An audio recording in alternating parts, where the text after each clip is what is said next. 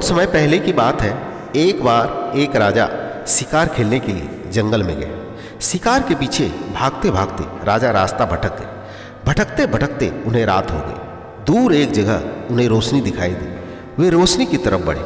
वहाँ झोपड़ी में एक बुजुर्ग बैठा हुआ मिला। राजा ने उससे रास्ता पूछा और कहा कि तुम यहाँ क्या करते हो?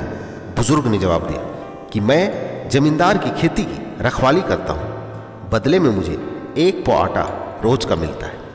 राजा को लगा बुजुर्ग आदमी तजुर्बे का है, इसको साथ लेकर चलना चाहिए। राजा ने कहा, क्या तुम मेरे साथ चलोगे? मैं तुम्हें रोज का आधा किलो आटा दे दिया करूँगा। बुजुर्ग तुरंत तैयार हो गए। दोनों राजमहल में चले गए। बुजुर्ग को रहने के लिए एक कमरा दे दिया गया। बुजुर्ग वहीं आराम से रहने लग गए। एक दिन एक घोड़े का व्यापारी घोड़े बेचने आया। राजा को एक घोड़ा बहुत पसंद आ गया। उसने सोचा कि इसमें बुजुर्ग की भी राय ले लेनी चाहिए। उसने बुजुर्ग को बुलाया और कहा, यह घोड़ा कैसा है? बुजुर्ग ने घोड़े के शरीर पर हाथ फेरा और बताया कि घोड़ा तो बहुत सुंदर है, पर गहरे पानी में घोड़ा बैठ जाएगा। राजा ने बुजुर्ग की सलाह को न मानते हुए घोड़ा खरीद लिया। कुछ दिन बाद जब राजा उसी घोड़े पर शिकार के लिए जा रहा था, तो रास्ते में एक नदी पार करते हुए जब घोड़ा गहरे पानी में गया तो वहां बैठ गया। राजा को बुजुर्ग की बात उस समय याद आ गई। वह वापस आ गया और बुजुर्ग को बुलाकर पूछा कि तुम्हें कैसे पता चला कि घोड़ा गहरे पानी में बैठ जाएगा? बुजुर्ग ने बताया कि जब मैं घोड़े के शरीर पर हाथ फेरा तो मुझे उसके जिगर में गर्मी महसूस हुई, जिससे लगा कि घोड़ा गहरे पानी में बैठ जाएगा। राजा ने घोड़े के व्यापारी को बुलाकर कारण जानना चाहा। व्यापारी ने कहा कि बचपन में इस घोड़े की मां मर गई थी, तो इसे भैंस का दूध पिलाकर पाला गया है, जिससे इसके जिगर में गर्मी हो गई। राजा ने बुजुर्ग के तजुर्बे से खुश होकर इनाम में उसे 1 पौ आटा और दे दिया। अब बुजुर्ग को 3 पौ आटा रोज का मिलने लगा। एक बार बैठे बैठे राजा के दिमाग में आया कि बुजुर्ग से मैं अपनी रानी के बारे में क्यों न पूछूं। राजा ने बुजुर्ग को बुलाकर कहा कि आप बहुत तजुर्बे का हैं, आप मेरी रानी के बारे में भी कुछ बताएं। बुजुर्ग ने कहा, ठीक है, आप रानी को बिल्कुल नंगा करके एक कमरे में बैठा दें तो मैं रानी के बारे में जरूर बता सकता हूँ। राजा ने वैसा ही किया। रानी को नंगा करके एक कमरे में बैठा दिया गया।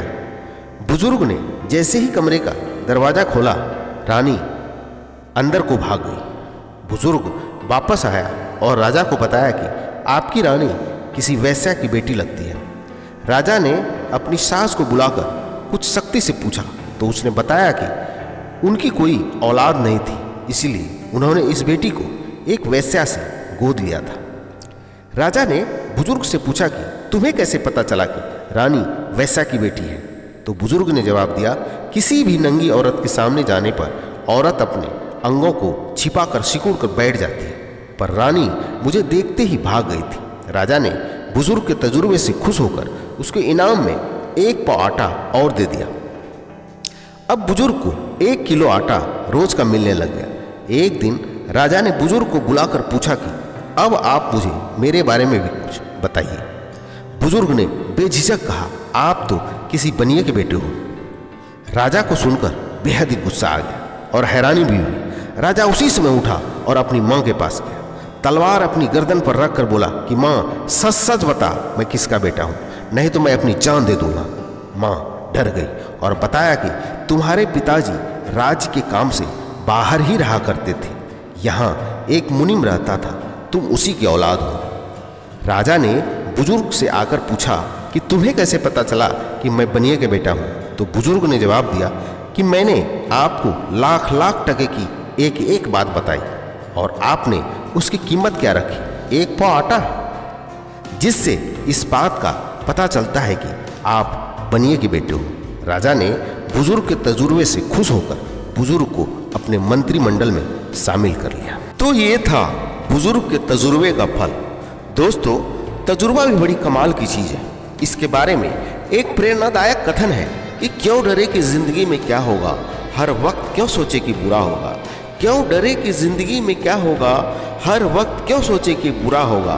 बढ़ते रहें बस मंजिल की ओर, हमें कुछ मिले या न मिले तजुर्बा तो नया होगा। धन्यवाद।